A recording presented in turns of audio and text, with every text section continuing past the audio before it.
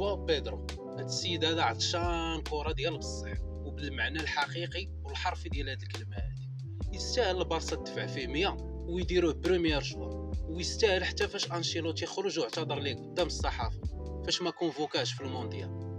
هاد السيد هذا القصه ديالو ماشي نورمال، حيت في الصيف اللي داز الوقيته اللي كانوا كاع اللعابه مبحرين ومصيفين هو كان كيجري بوحدو في التيران. علاش؟ حيت عرف تشيلسي واقفه عليه وغادي تعيط ليه في اي وقيته، والوقيته اللي عيطوا ليه لقاوه على القرص ولقاوه واجد. لعب معاهم نيشان في كاس العالم للانديه وماركا 3 د البيوتا في الماتشات ديال ضرب طيح، وماركا منهم بيت في الفينال كونتر بي اس جي 3-0. وفي اول عام ليه في تشيلسي كانت الفرقه عيانه وكلاساو هما العاشرين في بريمير ليغ. وزيد عليها حتى الفضيحه ديال الشامبيونز ليغ في الماتش كونتر بي اس جي نيت، ردوا لهم صرف خايب وكانوا عمروهم ضربوهم الي وروتو. ولكن هو شنو دار؟ 20 بيت، وهذا الرقم دروغبا براسو ما داروش مع تشيلسي في بريمير سيزون ديالو.